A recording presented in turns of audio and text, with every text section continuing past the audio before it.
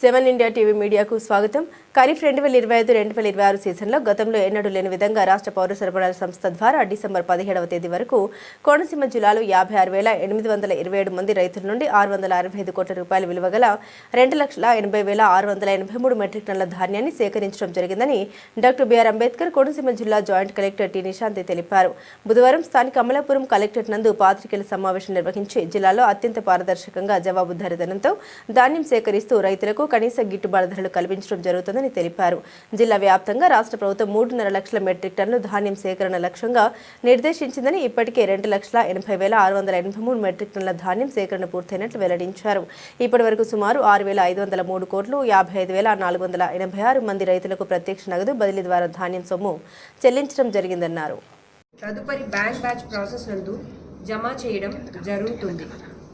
ఆంధ్రప్రదేశ్ రాష్ట్ర ప్రభుత్వం రైతు సోదరులకు మద్దతు ధర అందించడం కొరకు ఎంతో నిబద్ధతతో కూడిన ఏర్పాట్లు అనగా 96,42,000 గోని సంచులు, 2,282 రావణ వాహనాలు మరియు 5,430 టార్పాలిన్స్ అందించడం జరిగింది.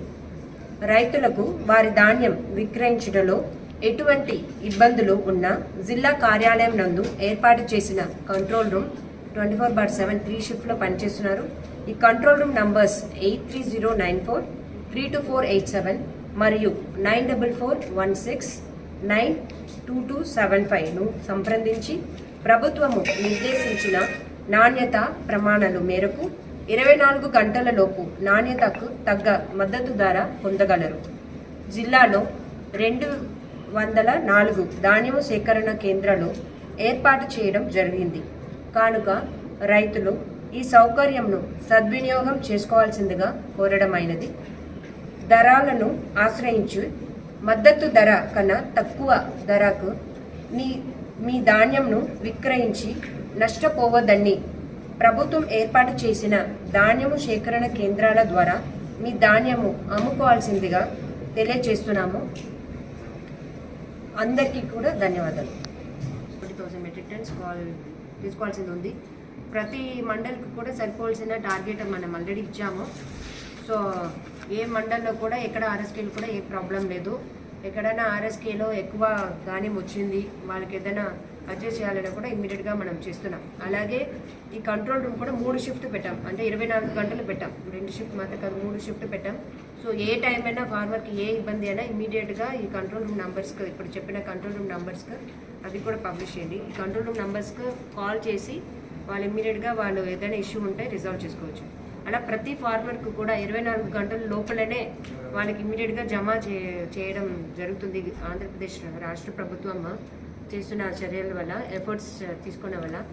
అండ్ ఎక్కడైనా లేట్ అయితే వాళ్ళు ఆధార్ కార్డు కానీ ఎక్కడైనా బ్యాంక్ అకౌంట్ ఇన్యాక్టివ్ కానీ అలాంటివి ఉంటే మాత్రమే 24 గంటలు తాడిపోతుంది. అదర్వైజ్ 24 గంటల్లో కూడా లోపల అయిపోతుంది. అండ్ మన జిల్లాలో ఎక్కడ కూడా గోడి సంచులకు ఎక్కడ స్కార్సిటీ లేదు. మనకు జిల్లాకు కావాల్సినది ఎక్కువ 92 lakhs గన్నీస్ మన దగ్గర ఉన్నాయి. అలాగే మన టార్పాలిన్స్ కూడా మనమే ఎక్స్ట్రా ఆంధ్రప్రదేశ్ సివిల్ సప్లైస్ కార్పొరేషన్లో చెప్పిన 2,100 టార్పాలిన్స్ కూడా మనం కొన్నాం. తర్వాత డిస్ట్రిక్ట్ అడ్మినిస్ట్రేషన్ ఎఫర్ట్ తీసుకొని 1,500 టార్పాలిన్స్ రెడ్ క్రాస్ నుంచి కూడా ఏర్పాటు చేశాం. మళ్ళీ ఈ పీపీసీ కమిషన్ నుంచి కోఆపరేటివ్ ప్యాక్స్ ద్వారా ఇంకా ఒక 2,000 టార్పాలిన్స్ కూడా కొన్నాం. ఇదన్నీ కూడా ఆర్ఎస్కేలో ఉంచాం. సో ఏ రైతుకైనా ఎప్పుడైనా టార్పాలిన్స్ కావాలి వాళ్ళు ఎప్పుడు కూడా అది యూజ్ చేసుకొని మళ్ళీ రిటర్న్ చేసుకోవచ్చు. సో దట్ వేరే రైతులు కూడా అది యూజ్ చేసుకోవడానికి అవుతుంది.